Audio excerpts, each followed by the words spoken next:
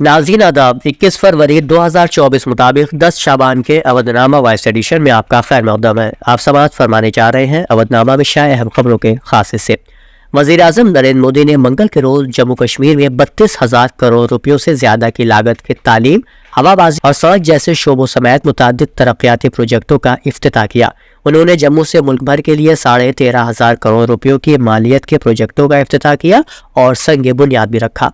वज़ीर-ए-आज़म ने जिन प्रोजेक्टों का इफ्तिताह किया उनमें Indian institute of technology, Indian institute of management और सेंट्रल यूनिवर्सिटीज़ शामिल हैं। उन्होंने जम्मू कश्मीर के हाल ही में भर्ती होने वाले करीब 1500 मुलाजिमीन में तकर्री के खतूत तकसीम किए और विकसित भारत विकसित जम्मू प्रोग्राम की मुख्तलिफ स्कीमों के तहत इस्तिफादा कुनंदगान से बातचीत भी की।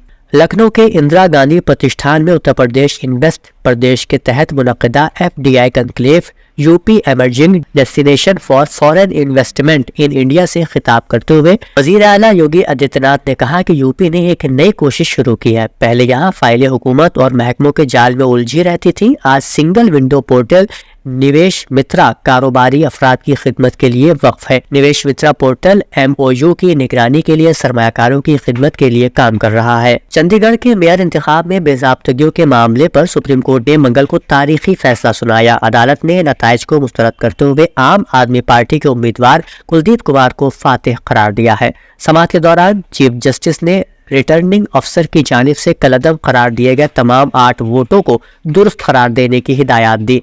रिटर्निंग अफसर ने इन तमाम वोटों के बैलेट पेपर्स पर क्रॉस का निशान लगा दिया था। CJI ने केस की समाअत करते हुए कहा तमाम 8 वोट दरख्वास्त गुजार उम्मीदवार कुलदीप कुमार के हक में थे। साबिक काबीना वजीर स्वामी प्रसाद मौर्य ने मंगल को SP और कानून साज कौंसिल की रुकनियत से इस्तीफा दे दिया। वो 22 फरवरी को दिल्ली में एक नई पार्टी बनाएंगे। इंडिया इत्तेहाद में रहने का भी ऐलान कर दिया है। इस्तीफे के बाद मुनक़दा प्रेस कॉन्फ्रेंस में उन्होंने SP और BJP हुकूमत की पॉलिसियों पर शदीद हमला किया। मिस्टर मौर्य ने SP पार्टी सदर अखिलेश यादव को लिखे एक खत में कहा कि उनके साथ 12 फरवरी को हुई बातचीत और 13 फरवरी को भेजे गए खत पर कोई पहल न होने के नतीजे में वो पार्टी की बुनियादी रुकनियत से इस्तीफा दे रहे हैं। एक और खबर के मुताबिक भारत जोड़ो न्याय यात्रा आज लखनऊ पहुंची, जहां बड़ी तादाद में लोगों ने पुरजोश तरीके से राहुल गांधी का इस्तेमाल किया। राहुल गांधी ने पहले अवाम का शुक्रिया अदा किया और अपने खिताब में कहा कि अगर उनकी हुकूमत बनती है तो वो पेपर लीक मामले में बड़ी कार्रवाई करेंगे। राहुल गांधी ने इस मौके पर वादा किया कि जैसे ही उनकी हुकूमत बनती है जात पात की मर्दमशुमारी कराना उनका असल मकसद होगा। आज ग्राउंड ब्रेकिंग सेरेमनी के तहत बराह रास्त गैर मुल्की सरमायाकारी कॉन्क्लेव में अपने ख्यालात का इजहार करते हुए उत्तर प्रदेश के वजीर आला योगी आदित्यनाथ ने कहा कि रियासती हुकूमत वज़ीर-ए-आज़म नरेंद्र मोदी की करारदादों के मुताबिक उत्तर प्रदेश को भारत के ग्रोथ इंजन के तौर पर कायम करने के अज़्म के साथ मुसलसल आगे बढ़ रही है। ये नए भारत का नया और तरक्की याफ्ता उत्तर प्रदेश है।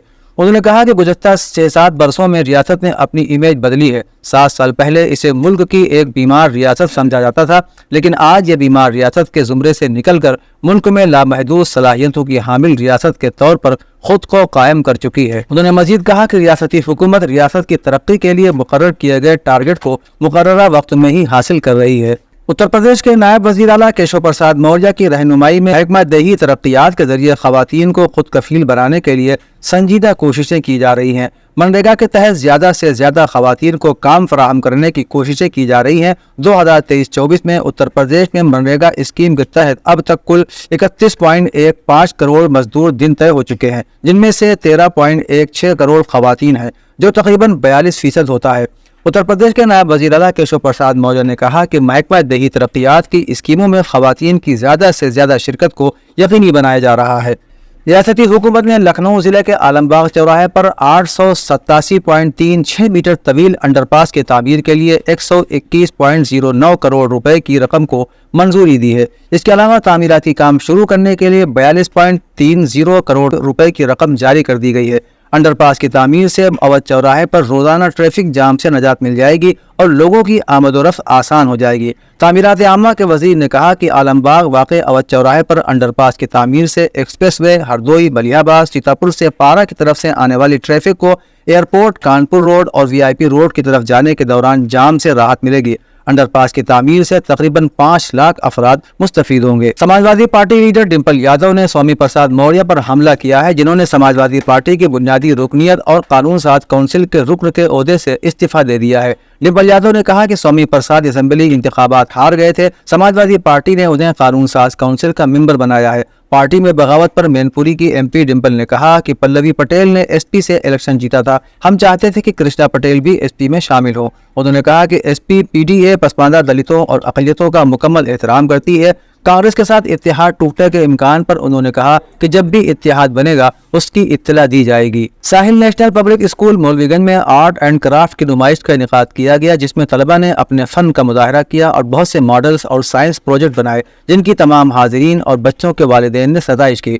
ان سرگرمیوں میں اساتذہ نے بھی جوش و خروش کے ساتھ حصہ لیا، جس کی وجہ سے بچوں میں چھپی صلاحیتیں کھل کر سامنے آ سکیں۔ اسکول کے پرنسپل محمد رضوان نے کہا کہ ادارے کے استعداد کار میں مزید اضافہ کیا جائے گا تاکہ زیادہ سے زیادہ طلبہ استفادہ کر سکیں۔ عہدنامہ کے جہاں صفحے کے مطابق ہالینڈ میں سعودی عرب کے سفیر زیاد العطیہ کا کہنا ہے کہ فلسطینی اراضی میں اسرائیلی اقدامات کا کوئی جواز نہیں ہے اور مسلسل اسرائیلی قبضے کے سنگین نتائج سامنے آ رہے ہیں۔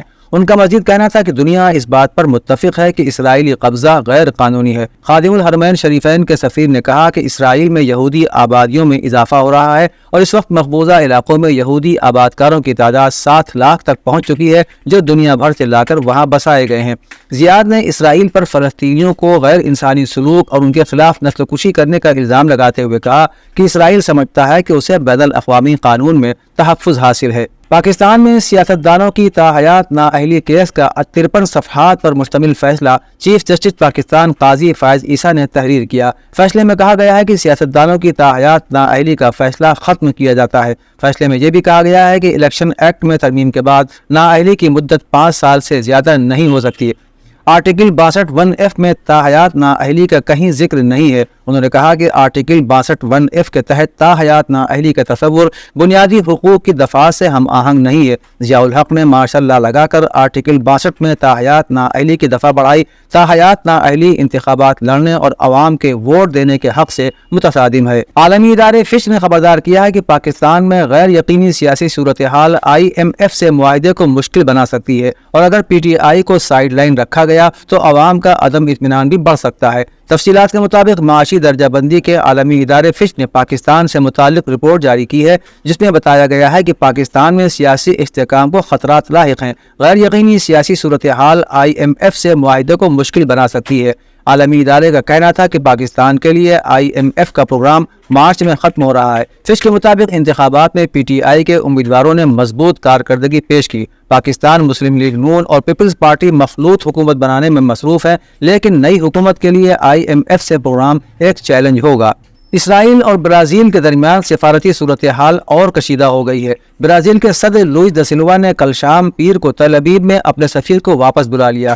سفیر فریڈریکو مائر کو اسرائیلی وزارت خارجہ میں کل طلب کیے جانے اور ان کی سرزنش کیے جانے کے چند گھنٹے بعد واپس بلایا گیا۔ یہ طوفان اس وقت شروع ہوا جب برازیلی صدر نے اسرائیل پر غضب نسل کشی کا الزام لگایا اور اس کی فوجی مہم جوئی کو یہودیوں کے ساتھ ہٹلر کے سلوک سے تشبیہ دی۔ برازیلی صدر کے اس بیان کے اگلے ہی دن برازیل کے سفیر کو فوری طور پر طلب کیا گیا اور ان کی سرزنش کی گئی اور ان سے کہا گیا کہ وہ اسرائیل کے شہریوں کی جانب سے صدر ڈی سلوا کو مطلع کریں کہ وہ اسرائیل میں ناپسندیدہ شخصیت ہیں جب تک کہ وہ اپنے بیانات واپس نہ لے لیں۔ اسرائیل نے کہا ہے کہ ہم بین الاقوامی عدالت انصاف میں جاری پیشیوں کی قانونی حیثیت کو تسلیم نہیں کرتے۔ اسرائیل کی وزارت عظمیٰ کے دفتر کے بیان میں دعویٰ کیا گیا ہے کہ یہ پیشیاں اپنے وجود کو درپیش خطرات کے مقابل اسرائیل کے حق خود حفاظتی کو نقصان پہنچانے کے لیے دائر کی گئی ہیں۔ یہ پیشیاں فلسطینیوں کی طرف سے کسی قسم کے مذاکرات کیے بغیر سفارتی نتائج مسلط کرنے کی کوشش کا ایک حصہ ہیں۔ ہم اس کوشش کے خلاف جدوجہد جاری رکھیں گے۔ اس موضوع پر اسرائیلی حکومت اور اسرائیل اسمبلی باہم متفق ہیں۔ اودھ نامہ میں شائع مضامین کو مکمل طور پر پڑھنے کے لیے اودھ نامہ کی ویب سائٹ www.awadhnama.com پر وزٹ کریں اور ای پیپر پر کلک کریں۔